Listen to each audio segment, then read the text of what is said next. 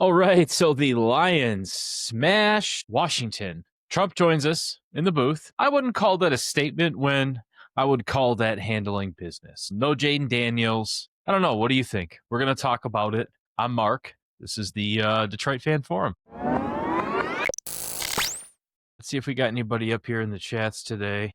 I know the game just ended. I myself just settled in after a long day of putting up Christmas decorations. I don't know. What do you guys think about that game? I'm not going to be too overly critical because there's a lot of caveats, right? No Jaden Daniels. No Jaden Daniels. No Jaden Daniels. But there was a Jared Goff. There was a Gibbs. He put up a 173 yards, I believe, and 3 touchdowns. The guy continues to have like record. He's a freak. He's a weapon. He's a once-in-a-generational player. If you were sad that we drafted him, shame on you.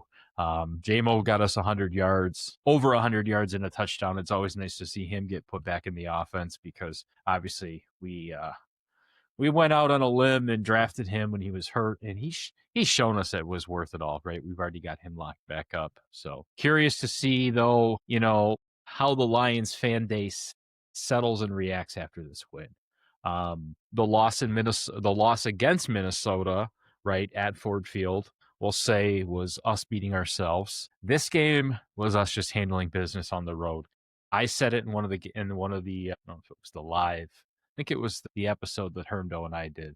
And I just said, listen, everything about this game screams to me, go out on the road, handle business, and play your game, right? And that's what they did. Goff was next to perfect. They ran the ball, obviously, very well. From an offensive standpoint, there was nothing in there that I can critique. Outside of, I'd like to call out, Dan Campbell was apparently calling the plays. So now, is that something that we're going to make a big deal about? No, because he did that with Ben Johnson before. And at the end of the day, guys, this is his team. And no matter who the coordinators are, it's Dan Campbell's team. It always will be Dan Campbell's team. And he's going to show you that that's how he takes care of business. So I love the game plan. I love the offensive game plan. It looks just like what we expected a Detroit Lions offensive game plan to be. Now, the defense, when you're up, I don't know, 12 points or whatever in the third or the fourth, and they're kind of giving up some really big, chunky, meaningless plays. It's really hard to beat them up specifically because there's so many plays that Brian Branch and Jack Campbell and Aiden Hutchinson and the boys, there's a lot of excellent plays when the timing was right that they had out there. The defense, man, there's some stuff I seriously want to see these guys clean up, especially in the secondary, because you're letting Marcus Mariota get free and you're letting Zach Ertz win the scramble.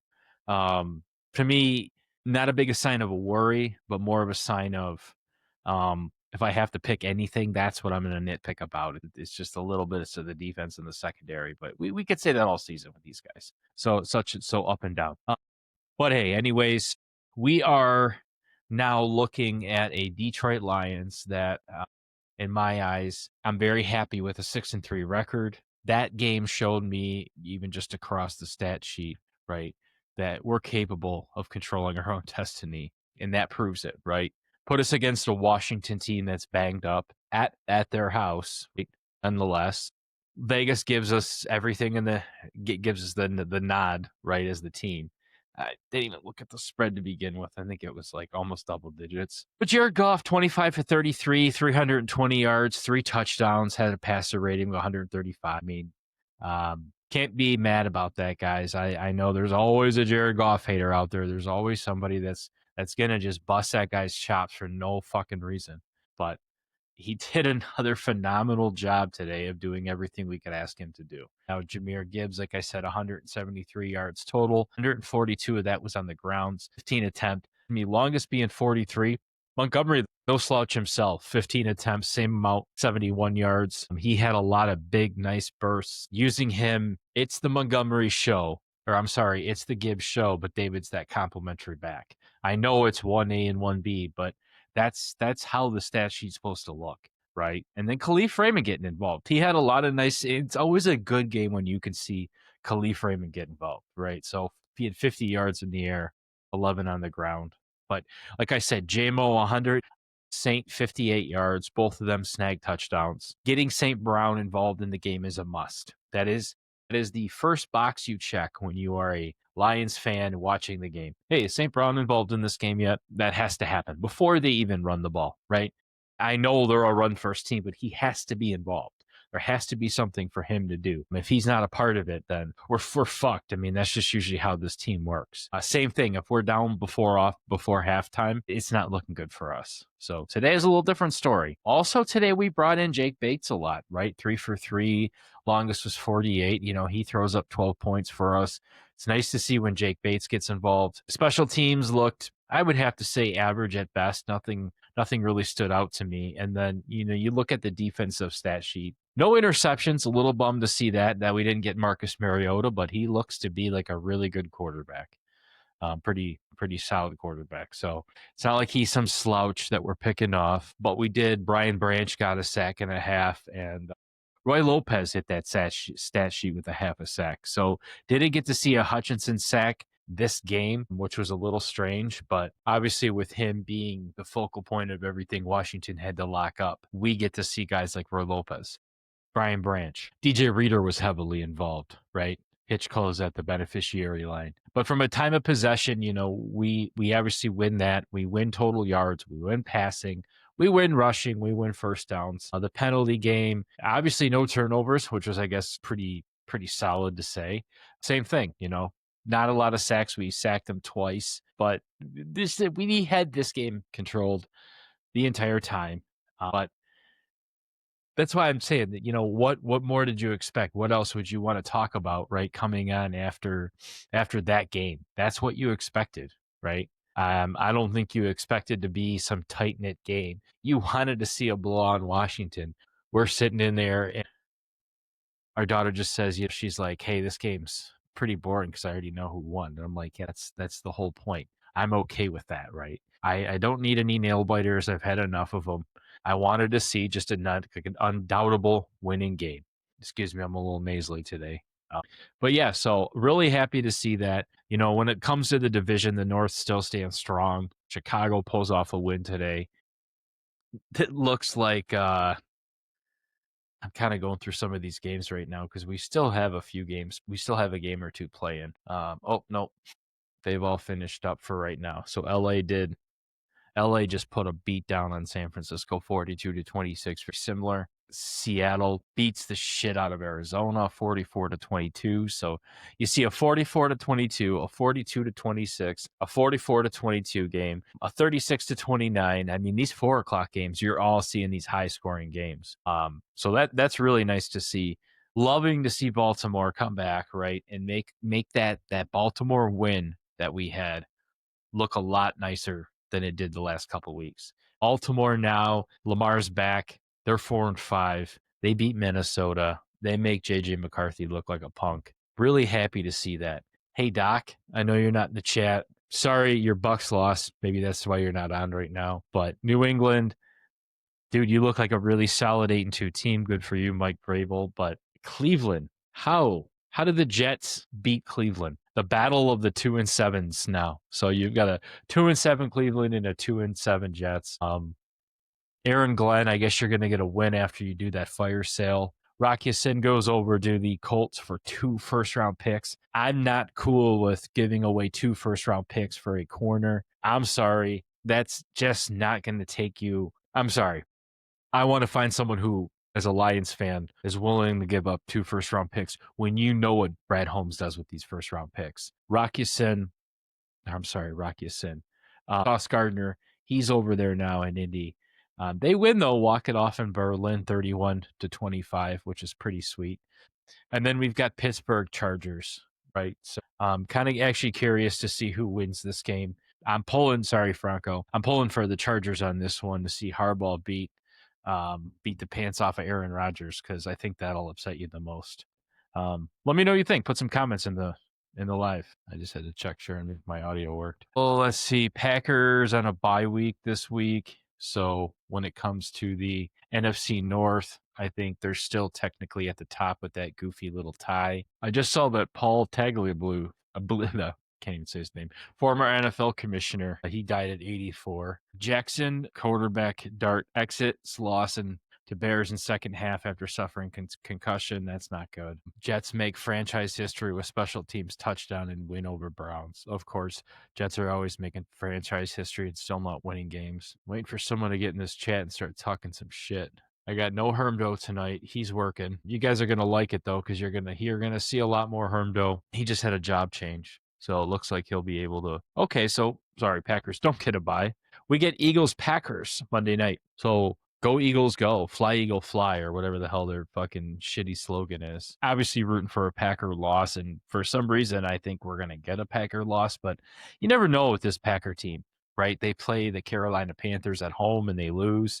They're going to be playing the Eagles Monday night at home. Obviously, the Eagles are the better team. So we'll see how this one plays out. You can tell me in the comments, what you think it's going to be. We got, did anybody even watch that Denver Las Vegas game? I mean, the NFL's got to be ashamed of themselves to think about what they've done to the Raiders franchise. They're such a cool franchise. And now they stuck them out in Las Vegas and it's just falling apart, man. Whatever they've got with Pete Carroll, this whole experiment, it's awful. It's just awful. But anyways, we're here to talk about the Lions. Oh yeah, and I want to give a shout out to Mike Lavati. He came on last week. I can't tell you how much I appreciate it. He hops in the chat and decides that he's going to start talking a little shit. And yeah, there he is. So I just want to say I appreciate it. He hops in, gets involved. So yeah, Lavati hopped in the chat last week. That was really fun, even though it was after a loss. So I'll blame all that on him. But it was really cool to chat with him, catch up. I don't ever get to really see him that much, so I did not know that he had this handlebar mustache. Well, apparently he is now a custom bike builder in Staten Island, which is really cool. But yeah, so what are your thoughts for next week's game, guys? Because this was just that game that was kind of gonna get us back on track.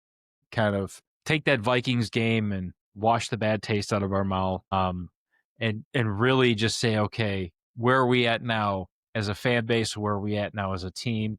We're past the trade deadline. Stood pat at the trade deadline. I can't really say I blame them too much. I don't know what it was going to take to get Trey Hendrickson. So you can say all you want. He could have got Trey Hendrickson. I don't know. I really don't know what they were asking. I mean, if it was a first round, a second round, I'm not giving up 2 first rounders for Sauce Gardner. I'm sure not giving up 1 first rounder for Trey Hendrickson, maybe a second rounder, but either way, it just wasn't on the table, clearly, right?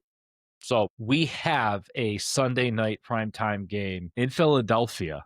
So the way the NFL sets this up as, we're on the road in Kansas City and we lose. We're coming home with Minnesota, or I'm sorry, the Tampa Bay Bucks. We win our primetime game there, right? We just demolish a team on the road that primes us up and gets us ready and builds that national respect back up.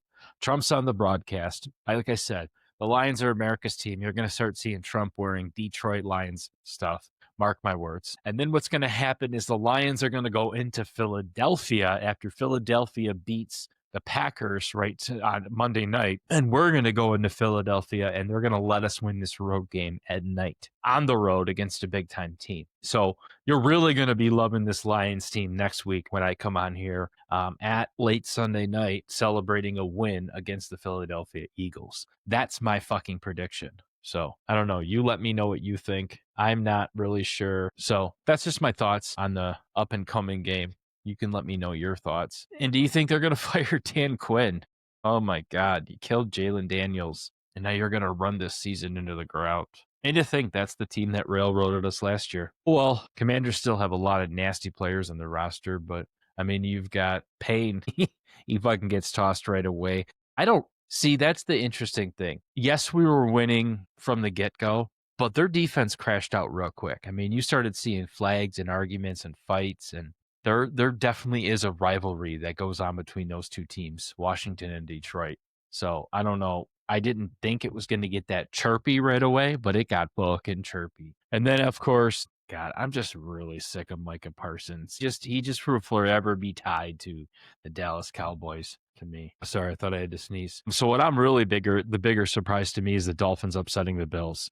right? So the Bills go out there and beat Kansas City, and then they lose to the Dolphins. Wayne, what is going on? Can you tell me why your Dolphins just got beat by the Bills? I'm going to leave you alone. I was going to text you, but I don't think it's worth it. But um, the Dolphins go out and have a horrible start to beginning of the season. They play the same bullshit as all these other teams, where they're going to pull the ping pong tables from the locker room, and they fire their general manager, and they keep their coach for some reason. And every game they go out there, Tua just keeps getting destroyed. But for some reasons, they just beat the Bills, who just beat the Kansas City Chiefs. Like, I don't get it. So why I think Mike McDaniel should be fired, and they need to melt this whole thing down, I don't know, Bills fans. You tell me. There's a couple Bills fans that are big subscribers to this podcast, and I'd be curious to hear what they have to say, because I expect better out of you guys, man. You're like my AFC favorite team, like, and you're losing to the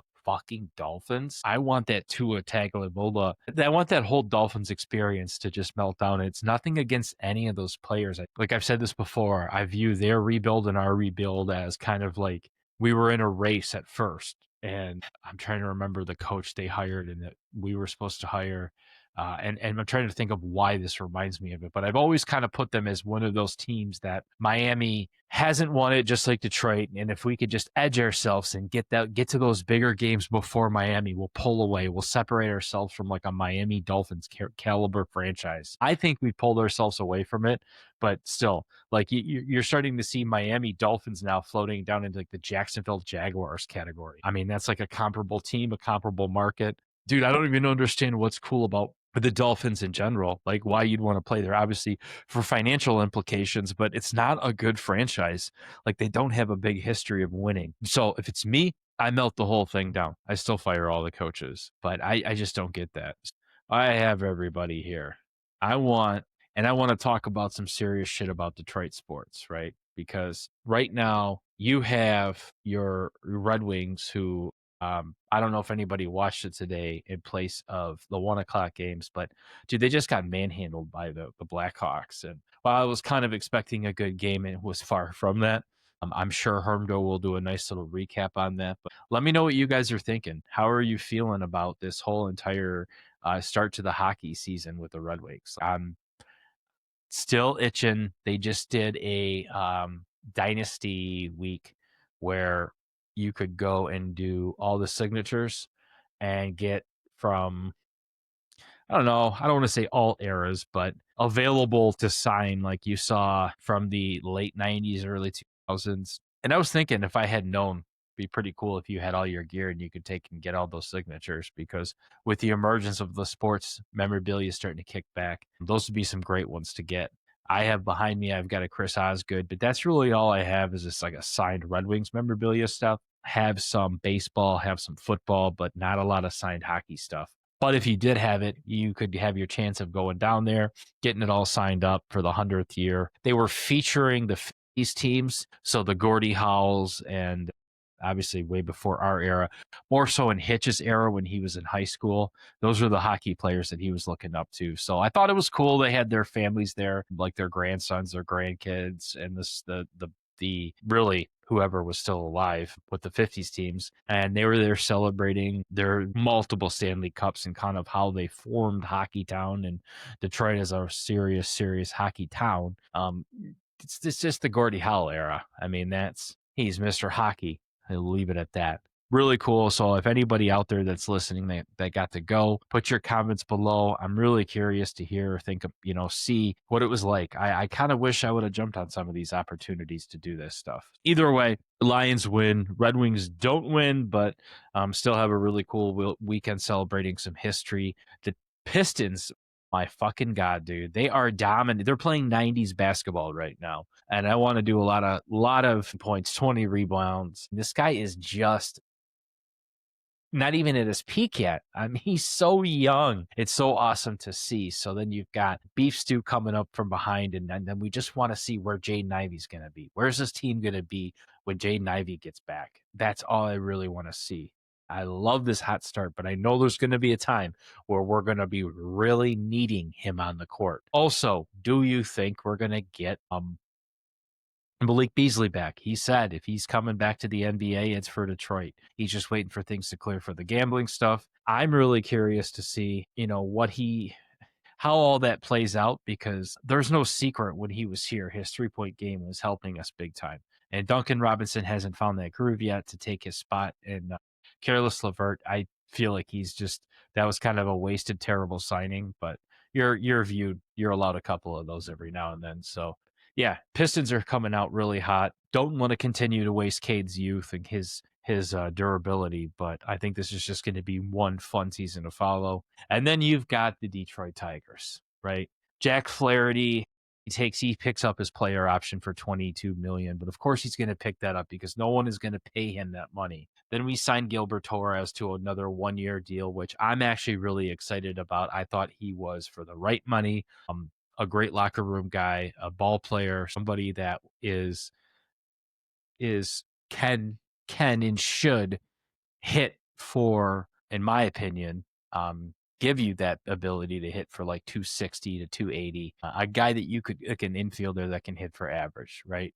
I don't need Gilbert Torres to just fucking hit bombs. I need you to hit for average and just be a solid slug and bat up the middle. So really excited to see that. And then I'm laying there yesterday, and I kept hitting Hermdo up with some Kevin McGonigal jerseys because at all 5'9", 187 pounds, he's the number 2 prospect, I think, right now in baseball, number 1 in our farm system. And I mean, this is going to have to be the year that you bring him up, right? I mean, you're not going to be signing these 600 million mega Japanese players, the Japanese Babe Ruth. We know that's not happening. That's just not going to happen. Detroit is not a baseball market anymore. It's not. So you're going to have to get excited about a lot of these young guys. So don't get caught up in that Alex Bregman shit and all these fancy names. Let's be honest, boys and girls. That's not who you're getting this year. Yeah, sorry, my back is killing me. Boy, can't believe this is happening. I said his name 3 times. What's going on, man? Uncle Hermdo. What's cracking? Blessing in disguise. Hey, how you doing? I just got off my shift. I'm just figured I saw your little notification on YouTube. I thought let's see what Mark's up to. Let's see what he's got going on. Let's see what Mark's got going on. Well, Mark almost made it all the way into baseball. Oh, really? All the way into baseball? Yeah. So we were talking, me, myself, and I, and the 2 people that were on here. Big game in Washington. That's what you expected to see. Yeah. Not a lot to dice up, right? Pistons, crazy hot start. Need to see Jaden Ivey come back. Yep, absolutely. Red Wings, I'm pretty disappointed in what I saw today with Chicago. But like you said, they're going to be up and down. It's okay. And then I got thinking to myself, Tigers baseball. Yep. Telling you all that Kevin McGonigal shit. We are not going to be buying any Japanese players that were made in the lab. It's kind of where we're at right now. Yeah, it's all good. Lions, nice get right game. They had over 500 yards of offense. Really, John Morton looks really good against these shitty teams. But yeah, they did what they had to do.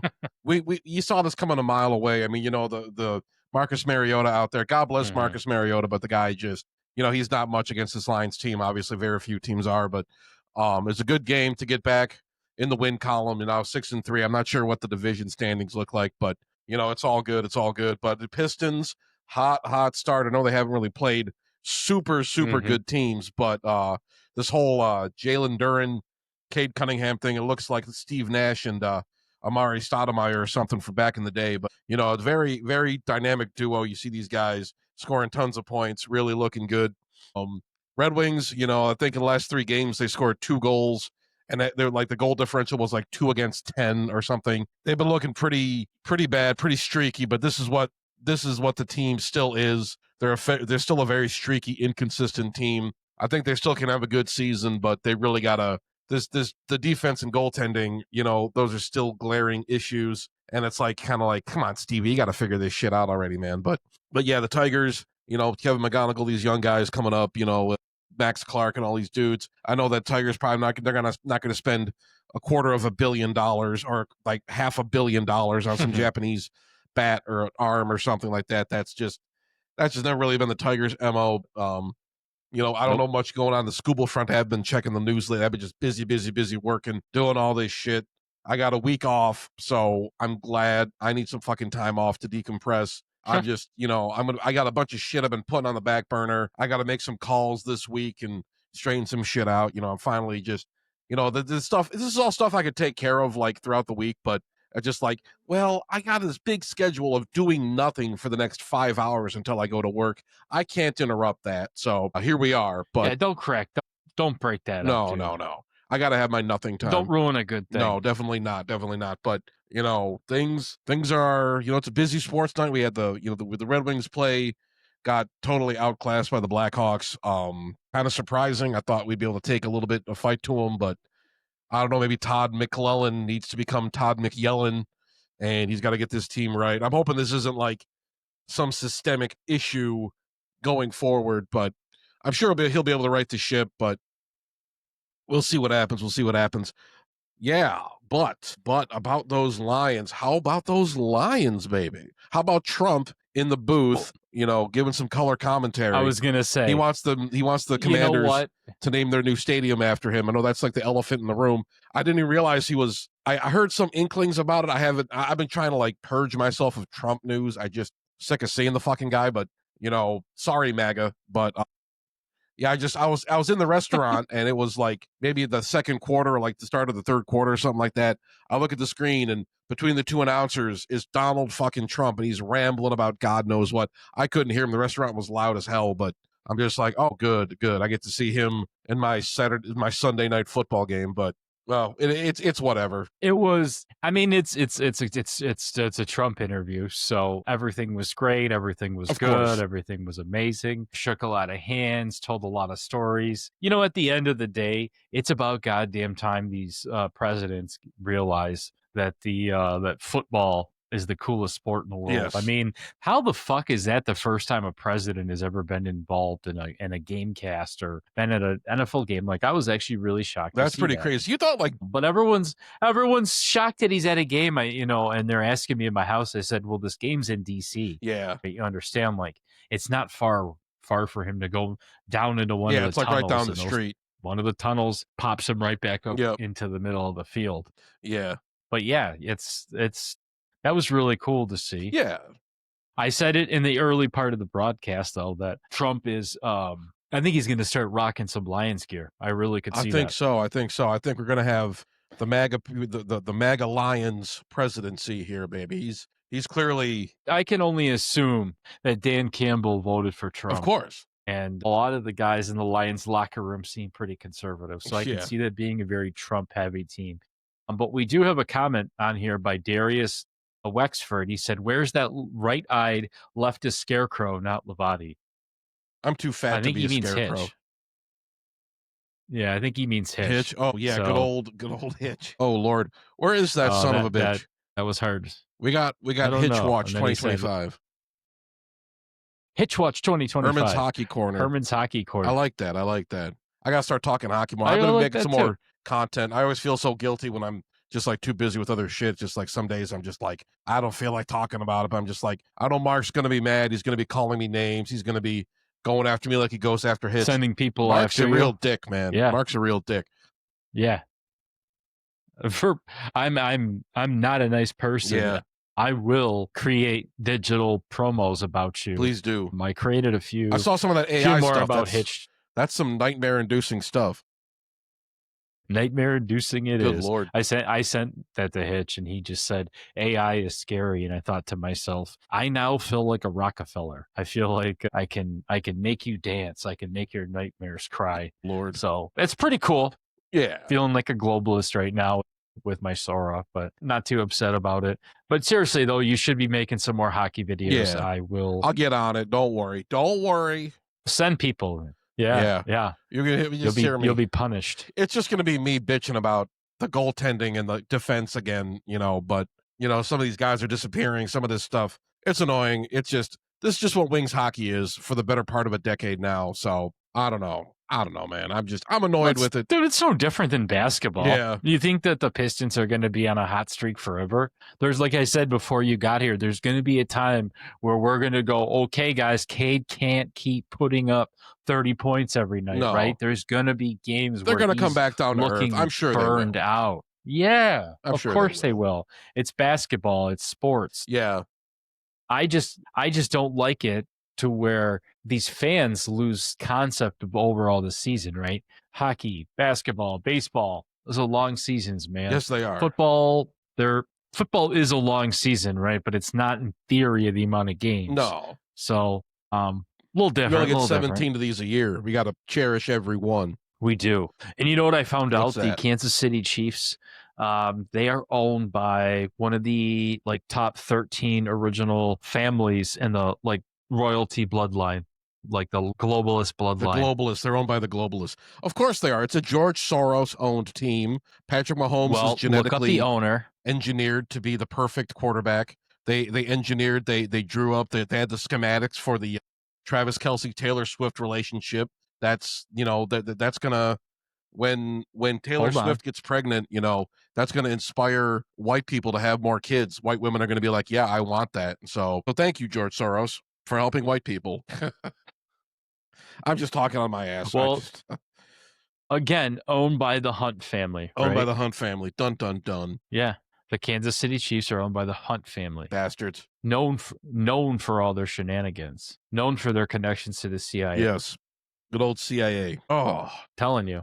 you never know, man. You never know. Who was that? I heard something. I don't know. Let's just keep it on sports. I've been hearing some weird rumors and stuff about certain CIA January 6th related stuff, but maybe we could talk about that on my show or something. But let's just stick to sports today. No conspiracies today. Well, see, it's not even a conspiracy because let's see. I think we have it. Basically, I'm saying the Kansas City Chiefs right staged January 6th. It was Patrick Mahomes. It was Andy Reid. They told people to go into the Capitol. Well, so you have E. Howard Hunt, right? Yes. He was a part of all of your CIA. He was a part of Watergate. E. Howard Hunt is a part of the Hunt family. Little strange.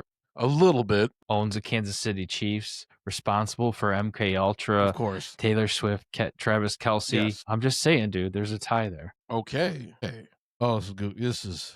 This is what I live for. This is what I live for. Some good old football conspiracies, man. Get off a long day of work delivering pizza to a bunch of cheap bastards. Well, let's think about this. If you were going to conspire, right? Yeah. The NFL, right? Just look at it the way it is.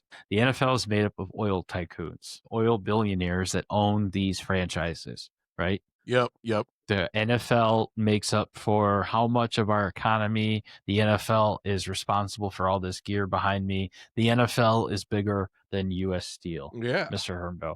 Oh, the NFL is a behemoth. Okay, so we live in a world, right? That Darius even said it, that we're operated by shapeshifters, reptilian shapeshifters. Of course. And these billionaires who are part of these elitist bloodlines, that you've got the 13 bloodlines that run this world. Yes. I just tied the Hunt family as one of them, oil tycoons, CIA intelligence, right into shooting a president, into owning a football team that's responsible for all the controversy that we talk about right now, that has one of their players dating the hottest pop star. Like we're lining all this up to where David Icke is about to walk in right behind me with Alex Jones, and I'm just going to say, guys, welcome to the Herbdo Network, because don't get me involved in this. I mean, you look at the Fords, dude. Yeah. The Fords own the Lions. And the Fords were responsible for funding Admiral Byrd's journey to Antarctica. Yes. Right? Like they're big in aerospace, oil. That's who owns these football teams. Oh, yeah. That's who owns these sports franchises. I believe a couple of Saudis own the Jacksonville Jaguars, right? The Bush family owned the Texas Rangers for quite a while in the 90s for baseball. Besides a bunch of souls, I don't know what the Clinton family owns, but yeah, you get where I'm headed with this, dude. Let's go down the rabbit hole, baby. Sports. Yeah, no, absolutely. Fuck, this is surface level stuff right now. I mean, if you want to get down the rabbit hole. Yeah. I don't know how to follow that up. I was not prepared, but yeah, I guess I wasn't prepared to say any of that. I'm just like, okay, let's just when you get in these moods, I'm just like, let's just let Mark go.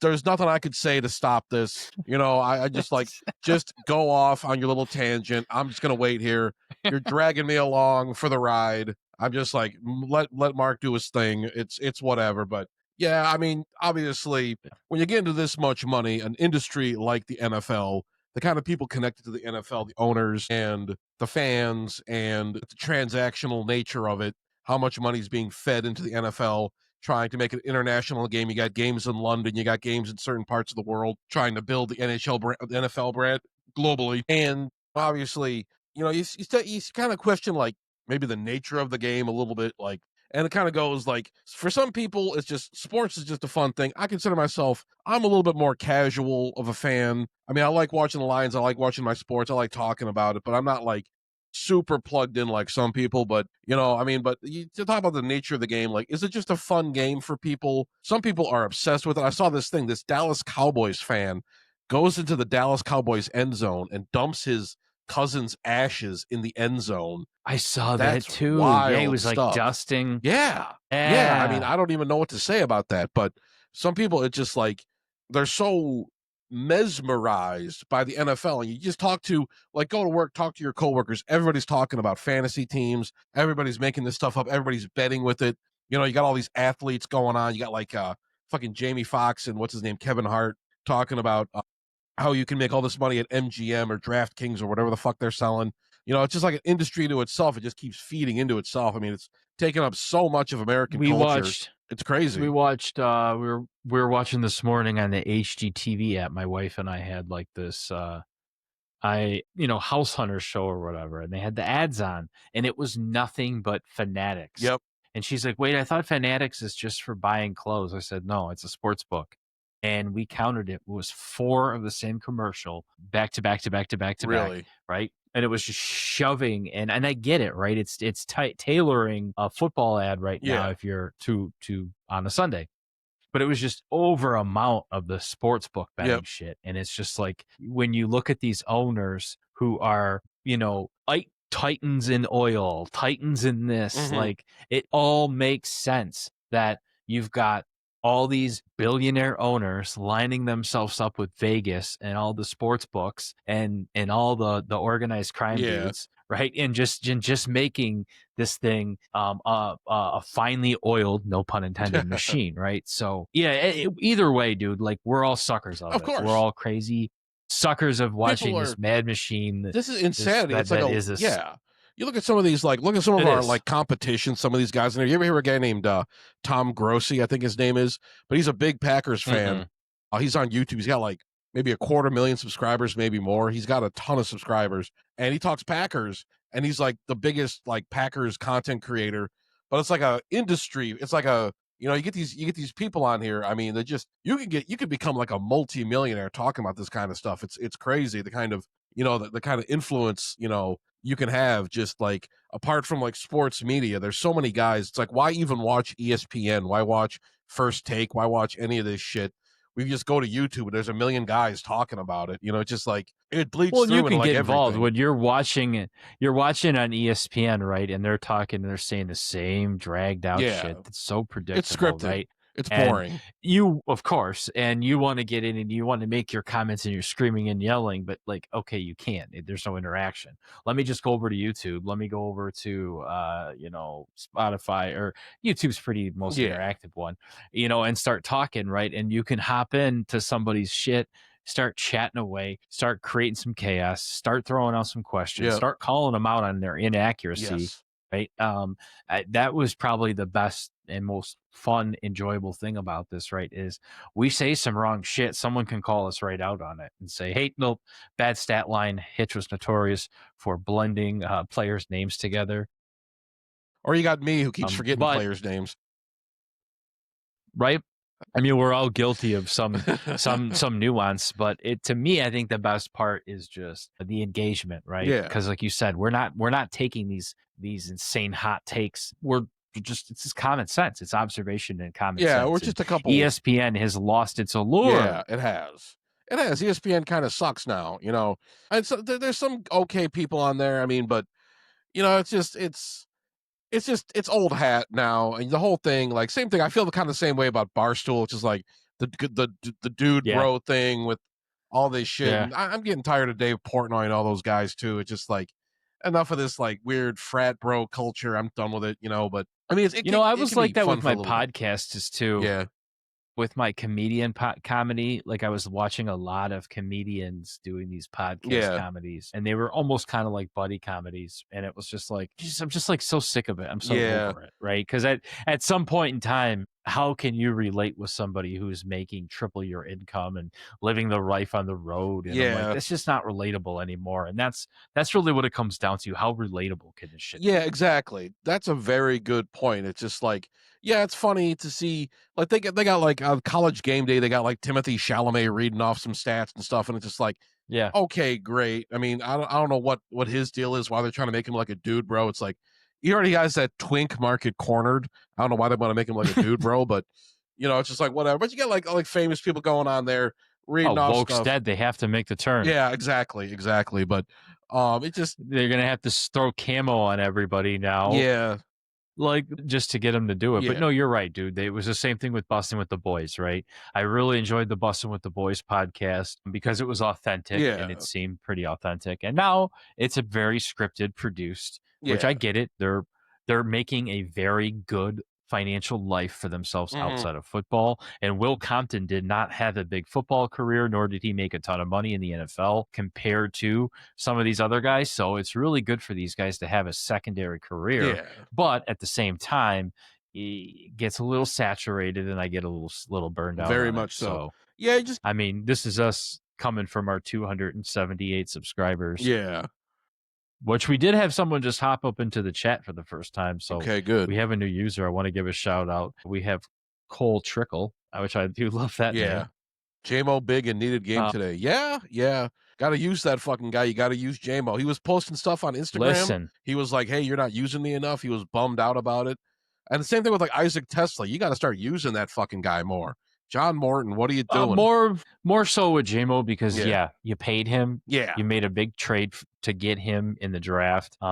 We weathered a lot of storm with injuries and There's a lot of suspensions, drama and shit all involving bit him. minor. Yeah, there was a lot of drama with it, but Jamo looks to be in my opinion on the verge of having his first Hall of Fame ready season. I think Like so. he's ready to just go. Yeah. He's got the weight on him now. He's got the muscle on him now. Hmm.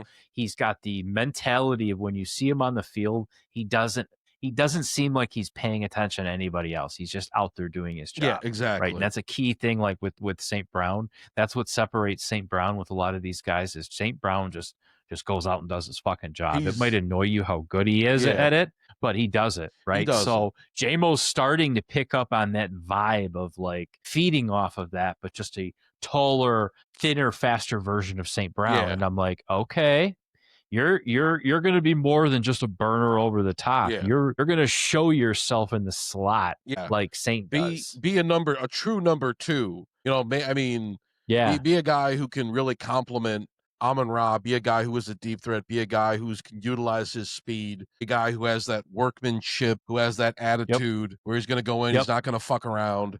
I mean, it took a And little that came while. with the strength. Because first couple years, first year he was here, he was getting involved in some bullshit. He was just doing some dumb stuff. But a lot of Yep. these young guys that come out, he was an Alabama product.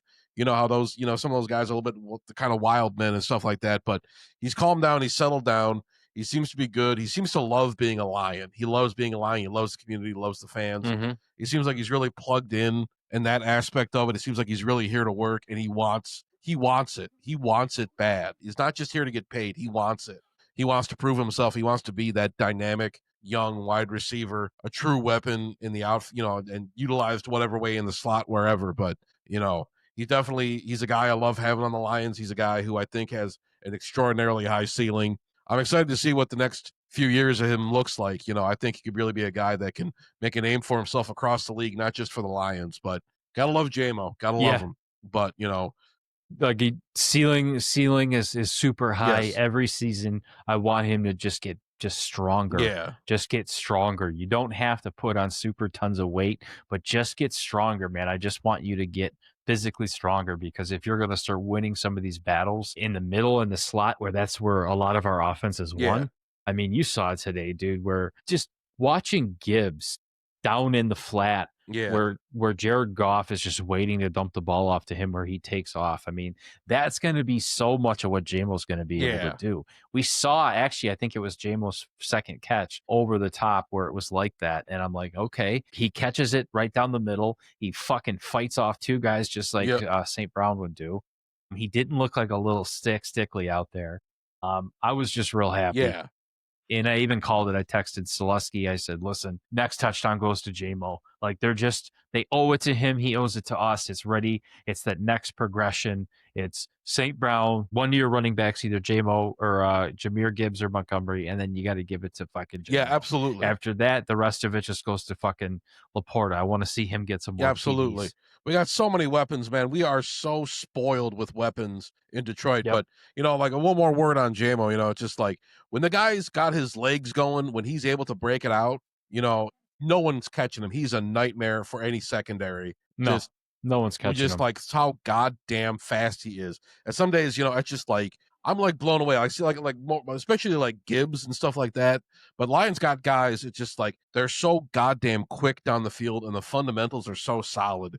And you just see these guys taking off when they get the rock, and you just like they implement it in these play calls and whatnot, and they get them the rock, and they get out in some open space, and they're out wherever. But just watching these guys run, how goddamn fast they are. Like some of these Jamo runs, some of these Gibbs runs, and Jamo as well. But some of these guys' runs, it's just like, holy shit, this motherfucker is quick.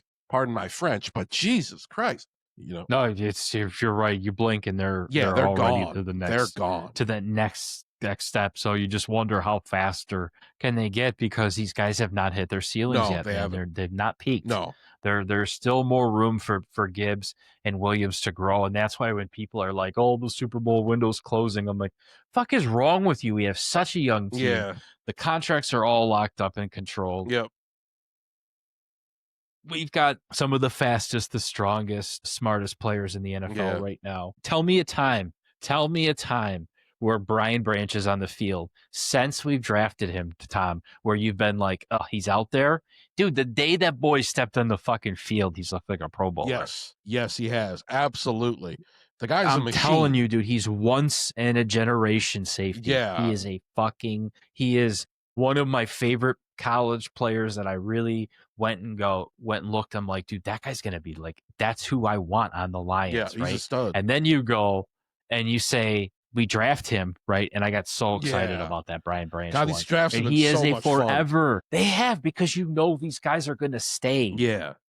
And then they're the right picks. Yeah. And you go, shit, he's going to go grab another offensive tackle from Ohio State or a defensive tackle who's just a big slug up the middle. And then everybody on the draft board goes, yeah, that was good. Right. And you didn't hear that forever. So anyways, I don't want to go down the draft one. No. Dude, like you said, super fast. Gibbs is hitting 22.3 miles an hour. It's insane. How are you doing that? How are you doing that? I run my damn car. My car, it takes forever to get 23 miles an hour. I'm just puttering along. And fucking Jameson Williams cannot run my fucking shitty little Nissan, man. It's fucking great. But I'm just full of shit. But Trombley is flicking the top of it. It's okay. At pillar 13. And Rally's corporate parking garage. Lord. Probably not too far. Leave Trombley alone. He's a sensitive boy. He's a sensitive young man. He means well. I love Alex. He's a good guy. I was just texting with him the other day. Good old Alex. God bless him. I'm pretty good at getting myself in a verbal timeout with him where I think I spam him a little too hard. You got to take it easy on him, man. The only thing I'm missing is like mailers. I want to start mailing him stuff to his house. Just handwritten notes. Oh man, you might give him a panic attack. You got to relax with that shit, bro. No, yeah. Trombley knows I love him. Know. I definitely love Alex. Alex is a great guy. But you're right. Sometimes I'm a bit much. Oh man, I've known Alex for like 30 years. To seeing how long I've known that fucking guy, but I talked to him on the phone. It was great. It was great hearing his voice. Just like shit, man. Fucking A. But well, shit. Speaking of conspiracies, you guys all spent time at the Catholic school. Yeah. You're all Catholic school. Me, Levati, Trombley, all those guys, man. Bob Nielsen too. Yeah, we were all Isaac Jogues. Bob talks about it the most. Really, not everybody else. Bob seems to have the most stories, or maybe he's just a good storyteller. I'd love to chat with Bob again. I haven't talked to Bob in a long time, man. Yeah, I want to get him on here. Maybe this week will be a better week. Yeah. And that was more scheduling error. My week, I stayed at work last week pretty late every day. Mhm. So I wasn't able to come home and get things set up. I like to kind of do that, but I do have Veterans Day off. Are you off on this 11th, on this Tuesday? Yes, I am off. I am off. So Okay. schedule what you got to schedule. Let me know So I'm what's going thinking on. Keep me in the I'm loop. off that day too. So I'm wondering if Bob is off that day on Veterans Yeah. Day, or if he wants to record, because yeah, dude, he would love to come on, and I want to talk hockey, and I need you guys, like I said, to kind of get me in the right direction. Yeah, we got to talk more hockey. Hockey's such a great goddamn sport, man. Fucking A. But It really it is. really is. And I started thinking, and I almost texted it to Bob, and I'm thinking to myself, like, dude, listen, this is a pretty traditional game that they've protected themselves from the Illuminati like nobody Yeah. else's business. There's no scandals in hockey. Yeah. It is still true and true, traditional, purist. It's been the And same game for like 100 years. I mean, it's crazy. I love that, though. Yeah. What's their secret, right? But yeah, These Canadians, man, I tell you, they know what they're doing when it comes to that shit. But yeah, it's it's fun. I mean, being so spoiled as Red Wings fans for so long, and just getting into the game, and it's just I've been a hockey nut for so fucking long. It's a niche sport. It's fun because a lot of big names. You're not going to hear about an Alex Ovechkin or like a Jamie Benn or like a Connor McDavid. Like you're going to hear about a LeBron or Josh Allen or a Patrick Mahomes or whatnot. But it's still that's what I like about the game. There's just not all that overexposure and oversaturation, and it's a niche thing. You can question how good Gary Bettman is at his job, but it's expanding. It's a good thing. It still has a pretty. I mean, hockey fans. I mean, as we know, we've talked about it a million times, but Detroit Red Wings fans are so fucking passionate. I get so many comments on my videos about this kind of stuff. People still go wild for this fucking hockey stuff, man. That's good to see. It makes my heart it does my heart good. You said it, Tom. Though Red Wings fans are nut jobs, They are. but We are. you look at the 90s, though, man, the exposure that the NHL had with not only expanding into Disney with the Mighty Ducks, but Tupac's wearing a Red Wings jersey, Steve Yzerman, Sergei Fedorov, Wayne Gretzky. These are names that are so hot and super popular, dude. Like, hockey in the 90s was very, very popular. It was bigger than the from NBA. A global, it was. Yeah.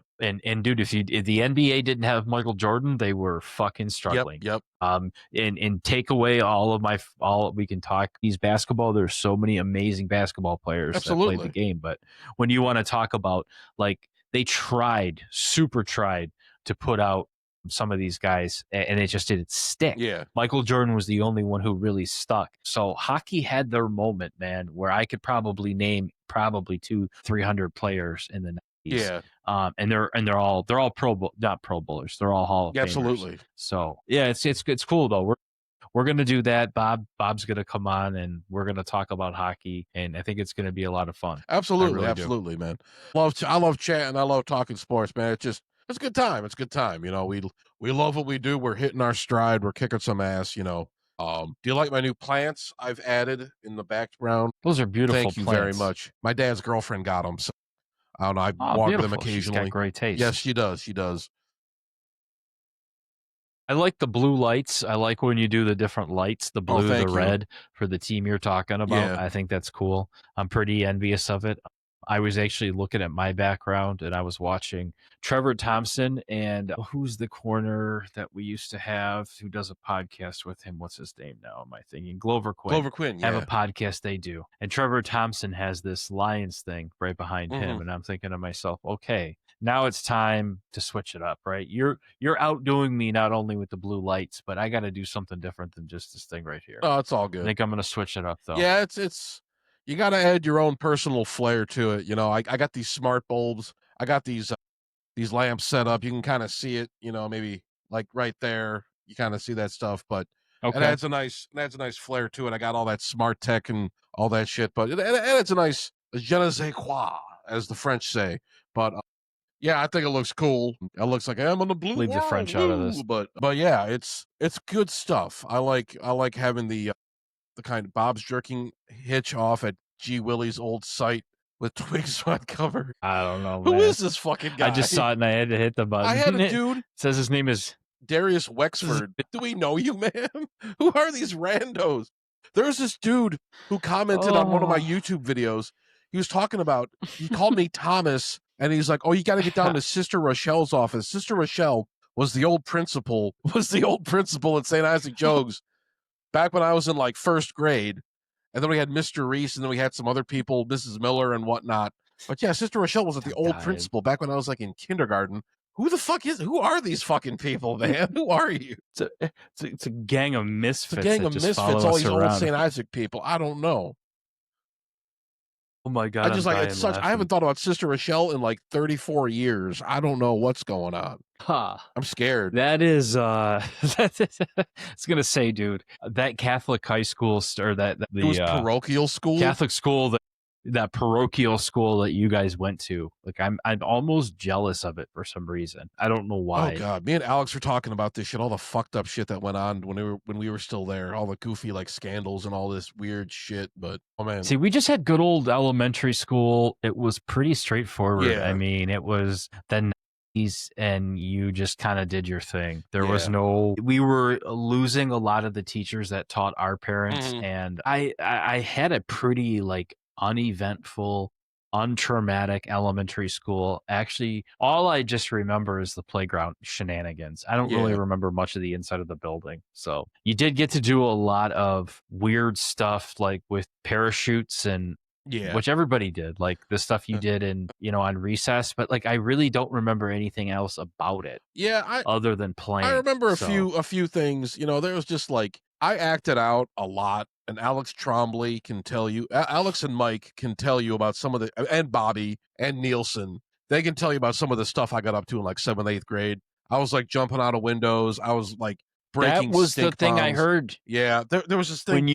When you came to Lakeview, you were the kid. The thing I heard was, dude, this kid's like crazy. He jumped out of a window. Like he's like next level. Like he answers to nobody. And I'm just like, then I met you and I'm like, he's not crazy. No. Like he's not wild. Like he's not like, I figured you had like a leather jacket and a switchblade and you were just a nice, polite person. I am crazy. Funny. I am crazy in a lot of ways, but back then it was just funny. I was acting out. I remember getting into fights with that fucking foreign exchange student, that Pete kid, the smelly Greek kid. And we got like this knockdown, drag out fight. And then there was all this other shit. I know this is just St. Isaac Jogues nostalgia radio. No one cares. We're not talking about the Lions anymore. We're reminiscing now. Fuck you. But yeah, I got off. I remember posting this thing. There was these teachers would write TNSD on the board, and I said that stands for Teachers Need Sex Daily, and we like passed that around. Like I told some people that, and it got around, and like Mrs. Miller, the principal, found out. I was like, it was like some kind of weird. They thought I was some kind of like weird little pervert, and they were like, oh, we got to suspend you again. So I was out of school for like a couple days. My mom was like mad about that. She's just like, Tom, for once you're not being an asshole. I mean, they're just legitimately unfair. But all this stupid shit, God almighty, oh my Lord, all this stuff comes rushing back. What a huge fuck up I've been. Dude, but I'm telling you, it wasn't like anything traumatic or crazy. It was all just like, if anything, you were just entertaining us. Yeah, I try to be entertaining. You had your own YouTube channel before YouTube was a thing. I think that's all it is, right? Lord. Like, still got me laughing. I'm a dick, but that's okay. I've had fun throughout my life. I can't lie. I've had some entertaining moments. That's all that matters, man. That's all that matters. Yeah, just it's good we can reconnect with people, and just all the people I thought didn't care about me anymore, I'm talking to them again, so it's all good. But it's like the one positive thing of social media, right? Yeah, like, absolutely. You still definitely get to connect with certain people that you might have never wanted to, and that's the funny thing when you realize, right? It's like, God, we could have been doing this. Imagine if we had all this technology when we were in high school. Imagine what the fuck we would have done with we all didn't this have shit. YouTube wasn't around, smartphones weren't around, none of that shit. Like social, there was like MySpace, but it's like, who gives a fuck about MySpace? But there was Facebook, and that wasn't in high school. Yeah. The thing is, I didn't have MySpace till I remember my buddy Trevor. He turned me on to MySpace in like 2006.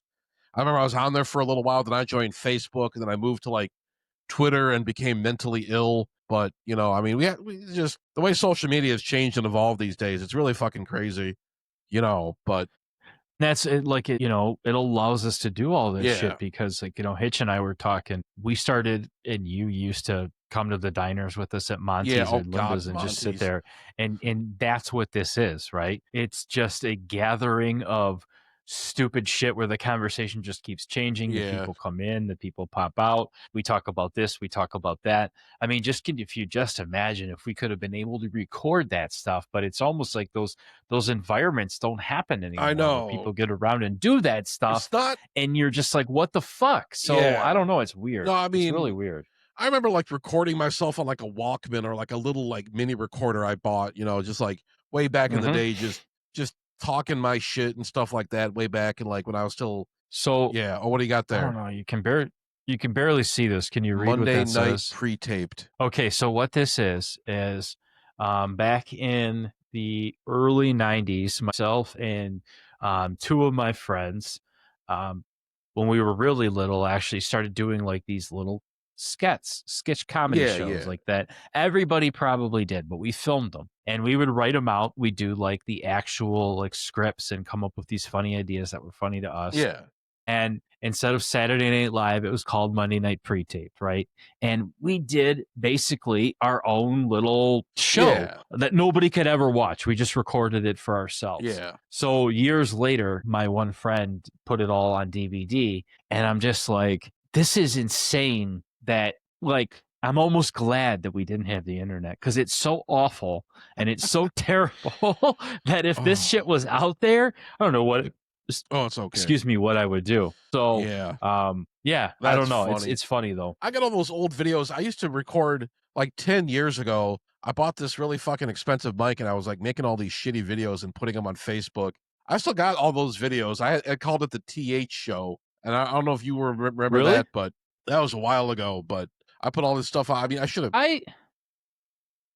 I'm trying to remember I've been we've been watching, and I say we because Hitch too Yeah. watched you for quite a while before we even had this idea. So like I would like to think I've watched it, but You you should must put that have. stuff You back might out. have. I got to post more of that stuff up there. I might repost a couple of those videos on Facebook, just stuff. I got some family members following me, but it might be a little cringeworthy, but whatever. But It's okay. who gives a At shit? this point in I time, hate my family we're anyway. what, 40 years old? Yeah, Yeah. we all do. Which is it was me and my old apartment. I had this apartment in Sterling Heights, and I would just like sit in my room and just bullshit. And the mic quality was so bad, I didn't know what I was doing. I was like, that was just like right around the time I think OBS. I was using OBS, but I've been using OBS for like 10 years. But that was still when I was like trying to figure all that stuff out. And I didn't have the mic set up properly, and it was just like you could hear me, but I gotta like go back and like redo it, like fix the audio and all that stuff. But some of that stuff I think was kind of funny, I guess. But God, that was I mean, the fact that you did it is huge. Just taking yeah, a stab at it and putting yourself out there is so big, dude, because, I don't give a fuck what anybody says. This stuff's not easy. no, And it's not just for anybody. And it takes a while to establish a brand and be consistent and like actually know what you're doing and sound pretty decent and yeah, get the lighting right and get the microphones, pay for the subscriptions for the software. yeah, all that shit. Like I'm constantly changing things up. You see it. I just changed the logo up again. Yeah, Like I'm trying to just find different ways to just put our shit out there absolutely. and kind of come up with this because yeah, this is fun, dude. But like we're not, when we started doing this thing, it's like we're not going to take ourselves too serious. We're still going to talk about stupid shit. Right? Absolutely. Like I have Ren and Stimpy comic books sitting here on my desk right now. Like I'm not going to take myself serious as some big sports guy. We're just big fans. That's why it's called the Fan Forum, because we're fans.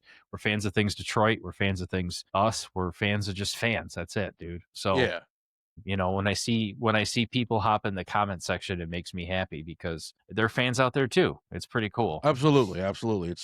We're just having a good time. Just a couple of crazy kids with a wacky idea, but With a wacky the idea. wackiest. Just a couple millennial dudes just chilling, old school. Word. Yeah. Yeah, we're covering it the 90s way. Yes, we're doing we it are. our way. We're doing it. We're a couple Which old. I'm having a hard time. We're 40-year-old men, and we're doing it the way we want to do it. Fuck you. Fuck you. piece of shit. Exactly. Yeah. Like, you know what, it was cool because we got this guy, speaking of 40, old Cole Trickle says he celebrated his 40th birthday, and I wanted to actually come back to this Lions 49ers NFC championship game because everybody says that's when the window closed. I'm like, were you not there for the last 40 fucking years? Yeah. The window just opened at that moment. Yep. Like I really, it pisses me off when people say that. Like, oh, that was it. Like, dude, that was just the start of something big. Yeah. God, get one good year and it's just like, oh, it's over already. Just give me a break. It's all done with. All these fun, Yeah, this exactly. big anti-Lion circle jerk. I've had enough. You respect the Lions, goddammit. Exactly. Put some respect on their name. Go hang out in Hitch's garage and make a knife if that's Smoke what you think cigarettes and drink do. beer with Hitch, and he'll look at you with his weighing eye and be like, "Hey." Yeah, exactly. He'll judge you. Oh Lord, he will judge you. I promise that he will. But yeah, that was a disappointing game. But what are you gonna do? What are you gonna do? Exactly. What are you gonna do? Just be glad you're not the Buffalo Bills. Oh man. my God, they got slapped around by Miami. How the hell did that happen? I know. Good God, dude, what the fuck Jesus Christ. that? That's any given Sunday, baby. Any given Sunday. You never know. I know. You never know. Man alive. Tom, they just beat Kansas City too. I know. That was an epic fucking game. And then you get your pants pulled down by fucking Miami. You let them have their way with you. It's just like, good God. Fucking A. You let Miami snap a losing streak against you. Ugh. But, you know, I hope our Buffalo Bills fans are feeling okay tonight. So, what was the score of that? Yeah, I think they're going to need it. Who were the Buccaneers playing tonight? Shit, I forgot. Was it the, who was it? The Drake May Patriots. The Patriots, yeah. Did the Patriots pull that one out? Yeah. The Patriots did pull that one out, sir. I heard some stuff. I got some updates about Drake May on my phone. Took an L. Hope the doctor and the duo 28 to 23. How much? You know, I 28 to 23 was the 48. score. I'm like, holy shit. Yeah, that's a shame. Yeah, the doc did not hop in the chat at all for the first time in a while. Yeah. And now I mean, it's nothing to hang your head on. You're 6-3, right? Yeah. But the air is definitely falling out of their sail. A little bit. The Bucks, no one's chanting Baker Mayfield MVP right now. No, that's okay. No one. It's okay. Nobody. It's okay. It's okay. It's week. Don't worry. We're week 10. Don't worry about MVP chanting anyways. Yeah, it's okay. Keep things in perspective. But you know what was cool? What's that? Do you know what was super, super cool? The whole entire time I was watching the game, you could hear at, I don't know what the fuck their stadium is called. What is it? It's going to be Trump's new stadium? Yeah. You heard Jared Goff chants. Oh, yeah. And lots of it. You hear Jared Goff chants at like Goff. Red Wings games and stuff. It's crazy. You hear it at like all these other, you hear it at Tigers games and stuff. People are ape shit for this fucking guy. As they should be. But to hear it at Washington. Yeah. As they should be. But to hear it in the beginning of the game when it's 22-6 or 22-10, whatever it was. Yeah. And you're just, I'm like, oh boy, we won this fucking thing. Definitely. Right? So it was nice to hear that on the road. We are a well-traveled team. Yeah. I love to see that too. I know Delta did something to where they offer flights to all the away games to where it is essentially gets you there and back as if you were just there for the game. They're offering that up to the Lions fans, so I think that's really super cool with Delta. Yeah. I know they partnered up with the Lions, which when I fly Delta. Okay. Very cool. Sorry, they're not an advertiser for this show. Hey, Delta, sponsor us. Thought it'd be a cool time to do that right now.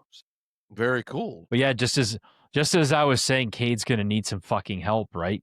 He's out there with 2 points right now. Damn. Well, season's over. Against Pack it in. 76ers, and you've got Azir Thompson with 12, Jalen Duren with 10. But this is one of those times where they're beating you because they found a way to not let Cade put up 30 so far. Yeah. So this is where Jaden Ivey comes in, guys. So, Yep. Don't worry. Duncan Robinson is 9 points. Oh, boy. Big free agent addition, Duncan Robinson. Slow down. Ugh. It's all good. I know. Nice. I sold that one hard, though. Good news is, though, Ron Holland is a little fucking firecracker, dude. Yes, he is. He is I underestimated, for a small forward, I underestimated how big of a defensive impact he's been so far. So Yeah, Pistons are pretty playing happy pretty with Ron good. You know, I Holland. mean, tonight notwithstanding, but we'll see. It's still a lot of game left. So Yeah, it's halftime. yeah, They're playing the 76ers, which, like you said, they haven't played a lot of big teams yet. yeah. The 76ers, I can't believe Andre Drummond is still Oh playing. my God, that's But a he's blast still from the playing. past. Tom Gore's best friend, He's still Andre playing. Drummond. Jeez. Oh, he's still playing. Yep. And he's got 10 points. So kind of interesting to see. Yep. Tyrese Maxey has 14. So not really seeing like your I don't know. I think Philly's overrated. Yeah, To maybe. me. The downfall of what's his face? I don't know. Their big man, Joel Embiid. Joel Embiid. Oh yeah. What a waste! Yeah. Ugh. How he's missing his knees. His knees just went completely away. Yep. Lordy. Well, Mr. Hermdo, Yes. I think this was a lovely stream. I think so too. I think we're going to get back on here in a couple days, and we're going to talk about Philadelphia and the Lions. Yes. I think that is a game that we are going to have all the cards stacked in our favor. We're on the road, but dude, gun to the head, that's the best way we play. And if we're going to be coming off of a game like this, like we just had with Washington, why not go kick the fucking door down in Philly? Absolutely. Take care of business against Philly. Got any last words? I think they match up well. I think it'll be a good game next week, but I'm being cautiously optimistic. I'll just say that. But yeah, I think they got a bit of a challenge in Philly. Philly's still a good team. I know they had a couple weird losses this year, but still, I think Lions will take care of business, and we'll all be celebrating next week around this time. So yeah, that's what I got to say about that. Okay. All right. Sounds good. Well, thanks for everybody hopping in. Don't forget to like and subscribe. Everybody, make sure that you check out Hermdo's page out on YouTube. And yeah, we will see you soon. And just remember, aliens are real. Yes. Leave the gun. Take the cannoli.